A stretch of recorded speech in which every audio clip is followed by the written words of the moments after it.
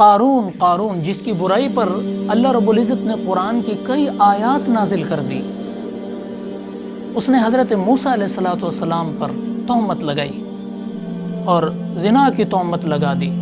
حضرت موسیٰ علیہ السلام کو بہت غصہ آیا اس پر، اور اللہ رب العزت سے شکایت کی۔ اللہ تعالیٰ نے اختیار دے دیا، آپ زمین کو حکم کریں، زمین اس کو پکڑ لے گی۔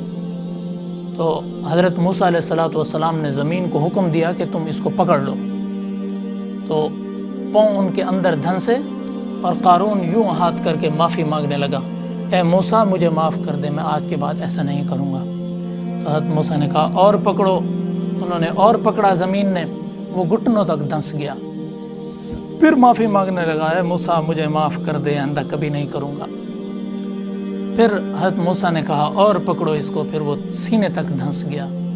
پھر حضرت موسیٰ نے کہا اور پکڑو، وہ یہاں گردن تک دھنس گیا، اور پکار کر حضرت موسیٰ سے معافیاں مانگنے لگا۔ حضرت موسیٰ نے کہا اور پکڑو، یہاں تک کہ مکمل اندر دھنس گیا۔ اللہ رب العزت نے حضرت موسیٰ کو کہا، اے موسیٰ وہ تجھے پکار رہا تھا بار بار، میری عزت کی قسم اگر وہ مجھے ایک دفعہ بھی پکارتا میں اس کو نکال کے باہر کھڑا کر دیتا، تجھے تو میں راضی کر لیتا۔ اللہ رب العزت اتنی رحیم کریم ذات ہے، اللہ سے مایوس نہیں ہونا چاہیے۔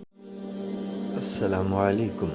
یوٹیوب پہ ہماری ویڈیوز دیکھنے کے لیے مولانا حسنین آفیشیل کو سبسکرائب کریں اور بیل آئیکن کو کلک کریں۔ جزاک اللہ۔